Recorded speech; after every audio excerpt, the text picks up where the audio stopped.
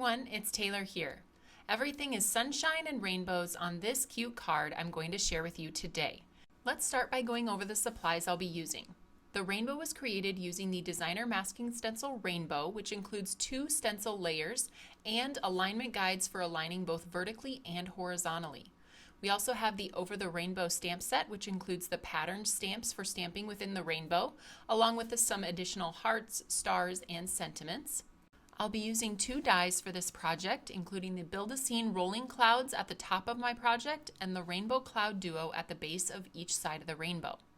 I'll be applying my Stickles Glitter Gel using the silicone spatula from Nuvo, and then I'll be doing some embossing for my sentiment. So I have my embossing tools, Versamark, powder tool, and white fine detail embossing powder. For my blending, I will be using my beautiful blender brushes and several different colors of ink. I have Oreo for my image stamping, then Guava, pineapple, lime zest, plum punch, blueberry, and sprinkles for my blender brushes. I'll be applying white rhinestones using my Embelly Jelly Pick and Place tool, and then I'll also be using my purple tape and pixie spray to hold my stencil down at the beginning of this project. So let's get started. Here I have the 2 stencil layers that make the rainbow. You can see how they nest together, and we have gone 1 rainbow and then skipped one of the rainbows so that you have space to do the blending.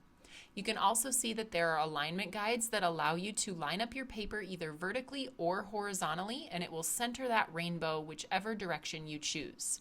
So those are a little bit different than our usual masking stencils, but you have more versatility to go both directions with the rainbow. You also get the extra pieces that come out of the rainbow, so you can use those to kind of mask if you feel like you might need some extra help not getting in that small area. So I have started by blending the red, and then I'm going to move to the green, just placing that larger piece back in so I can make sure I don't get any of that green within the red that I've already done. Next, I'm going to line that up on the second layer of the stencil, placing the smaller layer inside so that it masks the area while I'm doing my yellow blending with pineapple. Then I'll remove that and mask the larger ring and finish with the blueberry blend at the very smallest part of the rainbow. Now you can see that rainbow is finished. It's a really cute, kind of eccentric looking design, very eclectic and whimsical.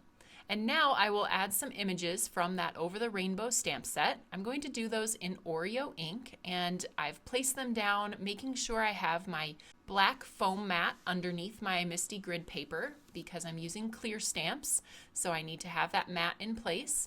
And then I'm going to finish in between the middle of the rainbow with a plum punch heart.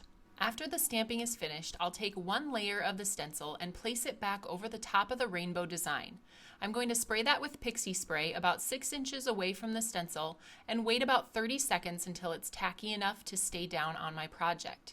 I'll be using Stickles Glitter Gel, which is a new product that was debuted at Creativation this year, and I love the sparkly effect that it gives. It's a little bit more sparkly than what I normally use, which is the Nuvo Moonstone Glitter Paste, so if you're in the market to try something new, I highly recommend the Stickles.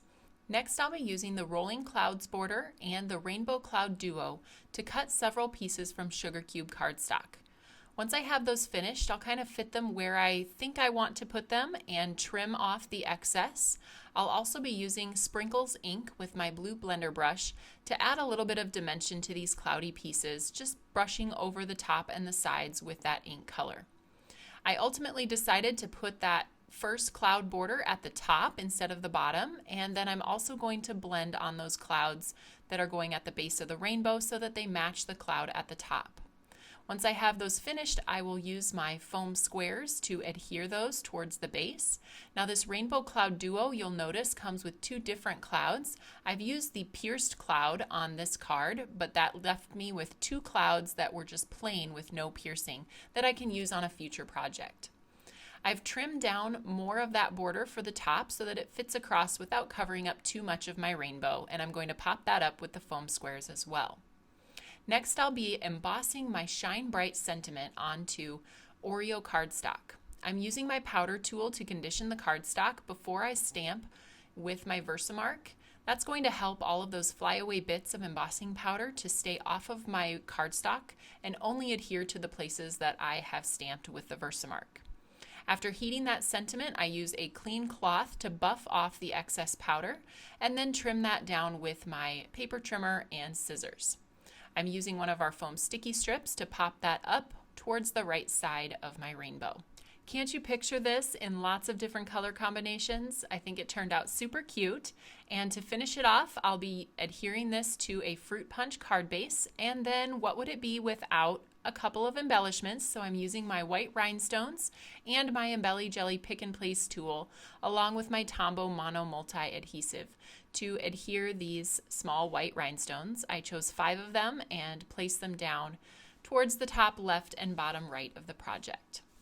I hope this card puts a smile on your face. You can find all of the products that I used at the Tailored Expressions web store at tailoredexpressions.com.